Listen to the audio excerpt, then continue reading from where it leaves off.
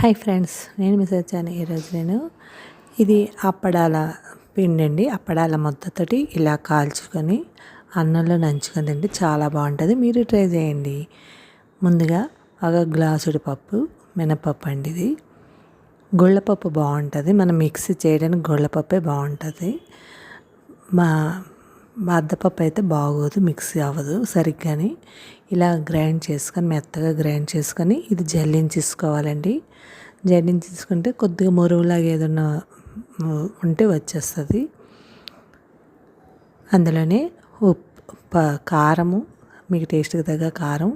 నేను గ్లాసుడు పప్పు కాబట్టి నేను స్పూను కారం, స్పూను ఉప్పు వేసానండి. అర స్పూను ఇంగువ, ఇది ఇంగువ అండి. ఇంగువ ఇది అర స్పూను సోడా గుండ వేసుకొని బాగా కలిపేసుకోవాలండి. మనం ఇది బాగా కలిపేసుకోవాలి.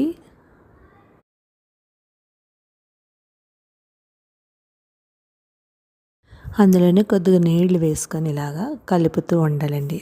అంటే మనకు చపాతీ ముద్దలా కలుపుకుంటూ ఉండాలి మనం. కొద్దిగా నీళ్ళు వేసుకోండి, ఎందుకంటే ఎక్కువ వేసుకుంటే జారు అయిపోతుంది. అందుకని నాకు ఇదే కప్పుతో కప్పున్నర నీళ్ళు పట్టాయి. గ్లాసుడు మినపప్పుకి కప్పున్నర నీళ్ళు పట్టేయండి. ఈ కప్పుతోటి అయితే, చిన్న కప్పుతోటి. అంతే సైజు కప్పుతో కూడా నూనె కొద్దిగా వేసుకొని మనం బాగా కలుపుకోండి. అంటే ముందు నీళ్ళతో కలుపుకున్నాక ఆ ముద్దని కొద్దిగా నీళ్ళు వేసుకొని ఇలా కలుపుకోండి. మనం ఇలా కలుపుకున్నారనుకోండి స్మూత్గా వస్తుంది అప్పడాల ముద్ద. ఎప్పుడని బాగా మెదాయించాలి.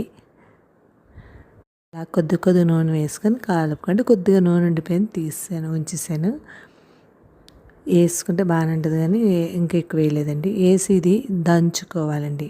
మన దగ్గర అంబందస్తా ఉంటే అంబందస్తోటి లేకపోతే అప్పడాల కర్రతో దాంతో దంచుకొని ఇలాగా మెత్తగా మనం ఎంత బాగా దంచితే అంత స్మూత్గా వస్తుంది అప్పడాల ముద్ద.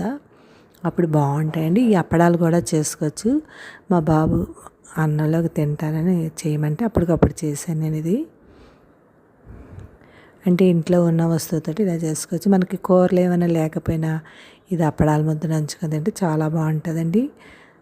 మీరు ట్రై చేయండి. ఇది ఇలాగా చూసారా, ఇంకా స్మూత్గా దంచాలి, కానీ ఇంకా దంచలేదు నేను. అది ఎలా పల్చగా బిళ్ళలా కాల్చుకొని స్టవ్ మీద పెట్టుకొని కాల్చుకుంటే చాలా బాగుంటుందండి టేస్ట్. ఇలా ఉండలా కూడా ఉంచేసుకోవచ్చు. ఒక డబ్బాలో స్టోర్ చేసుకొని ఫ్రిడ్జ్లో పెట్టుకోవచ్చు. మనకి ఎన్ని రోజులైనా ఉంటుంది. మరీ ఎక్కువ కాదండి, 10 రోజులు ఇలాగ ఉంటుంది కదండి. ఫ్రిడ్జ్లో దాచేసుకుంటే బాగోవండి. చూసారా, ఇలా పల్చగా చేత్తో నొక్కుకొని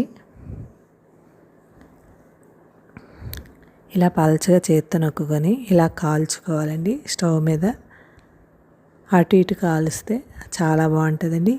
నెయ్యి అన్నం కానీ నూనె అన్నంలో కూడా చాలా బాగుంటుంది. మీరు ట్రై చేయండి. Thank you. సబ్స్క్రైబ్ చేయండి, లైక్ కొట్టండి, కామెంట్ పెట్టండి. బాయ్. మీరు చేసుకుని ఎలా ఉందో నాకు కామెంట్లో పెట్టండి. Thank you. మధ్య నేను వీడియోలు పెట్టట్లేదండి. ఎందుకో అంత ఇంట్రెస్ట్ అనిపించక తగ్గించాను.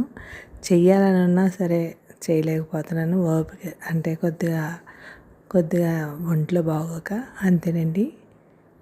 ఏమనుకోకండి. మీ అందరి సపోర్టు నాకు ఎప్పుడు ఉండాలి. నాకు హుషారు రావాలండి, చెయ్యాలన్న తపన రావాలి. ఆ తపన తగ్గిపోతుంది. ఏమనుకోకండి.